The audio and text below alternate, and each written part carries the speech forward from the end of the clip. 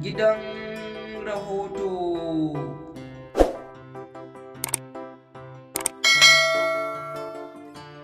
Jama'a assalamu alaikum, barkanmu da sake kasancewa a cikin wannan channel ta mai albarka mai suna gidan rahoto. A yau dai muna ɗauke da labarin wannan jaruma mai suna ummi rahab. Domin jin abin da yake kunshi a cikin wannan channel ta mai albarka, ku danna alamar subscribe sannan ku danna alamar ƙararrawar sanarwa. Za mu je hutun takaitaccen lokaci kafin mu dawo mu kawo muku shirin gadan-gadan. Hakika masoya, kamar yadda muka alkawaranta muku cewa za mu dan je hutun takaitaccen lokaci, to gashi fa mun dawo. Jama'a suna ta cece kuce, ana taya maɗiɗi akan cewa tunda wannan jaruma mai suna ummi rahab ta bayyana soyayyarta a wajen lilin baba, shikenan fa shirye-shirye sai mata wahalar shiga. Wasu kuma sai suke dangana abin da cewa ai tun lokacin da Adamu Zango ya sallame ta ta biranen shi komai na tafi ya tsayarta. Don jin gaskiyar wannan rahoto, ku kasance kada ku manta dai a kowane lokaci lakin, comment, share, community da dai sauransu. Za mu kawo muku labaran kai tsaye.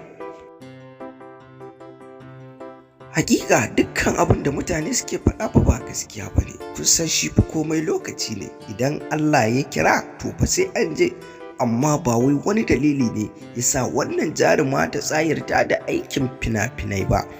Kuma wasu sai suka ci gaba da magana cewa dama lilin baba yana sane ya ɗauki jaruma ummi rahab ya sanya ta a wannan shiri mai suna wuff domin ya yi wuff da ita. Ai kuwa hakansa ya cimma ruwa, domin kuwa yanzu ta zama tashi. Nan da wasu 'yan lokaci kankani za a sha budiri wajen bikin ɗaurin aurensu.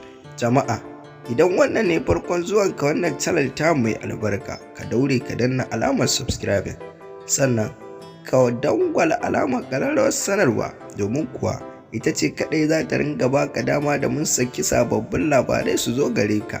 Muna godiya jama'a da tsayawa da kuke yi kuna kallon shirye-shiryen nan namu, domin hakan ne kaɗai zai ƙara mana ƙwarin gwiwa domin kawo muku sababbin rahotanni da zarar abu ya faru a faɗin duniya. Gidan rahoto ta kuce.